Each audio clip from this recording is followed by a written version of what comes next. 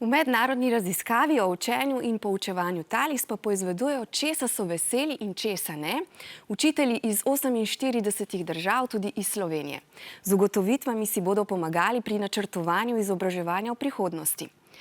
Takšno poučevanje, kot je zdaj, je sicer zelo težko načrtovati, a kljub temu si učitelji zelo prizadevajo, da bi vaši možgani ostali v čim boljši pripravljenosti. Večina učiteljev in ravnateljev v Sloveniji je sicer zadovoljnih s svojim poklicem, tare pa jih stres na delovnem mestu. Tega po večini ne povzročate vi, ampak predvsem obilica birokratskih opravil, ki so jim naložena. Po tej raziskavi sodeč slovenski učitelji ocenjujejo še, da je ugled učiteljskega poklica pri nas zelo nizek. No, morda pa bo k večjemu spoštovanju pripomogel prav njihov izjemni trud v izrednih razmerah. Tukaj je odgovor na vaše vprašanje, kako izolacijo preživljajo vaši učitelji, mi pa bomo z vami spet jutri. Tudi sam sem že nekaj časa v izolaciji in res pogrešam svoje kolege, pa normalno za svoje učence. Kje smo 8. ja? Ste v redu? Ne boste verjeli, to ni moj prvi video, nekaj sem jih že posnela za svoje učence. Moj delovni dan se začne že zelo zgodaj zjutraj, saj je najlažje delati takrat, ko drugi še spijo in ko spletne učilnice še niso preobremenjene. Večino snovi in dela opravim po noč. Samo takrat imam v resnici mir. Imam namreč 2 majhni hčerki, s katerima preživim dan. Nikoli mi ni dolgčas v resnici. Za svoje učence sem pripravila spletne učilnice v Padletu, kjer lahko objavljamo besedila, dokumente, slike, videoposnetke, povezave.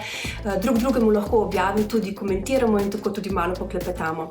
Trenutno vsako jutro pošljem interaktivno vajo svojim učencem, potem kasneje pa dobijo nalogo, za katero potrebujejo nekoliko več časa.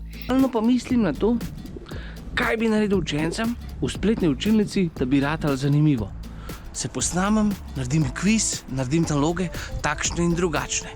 Zaenkrat smo par stvari ponovili za nazaj, v kratkem pa sledijo novi filmčki z novo osnovjo. Za popestritev in zato, da me čisto ne pozabijo, pa jim tu in tam posnamem tudi kakšen takle kratek filmček. Hi guys, good to see you. How are you? In pošljem tudi kakšno vprašanje iz malih sivih celic.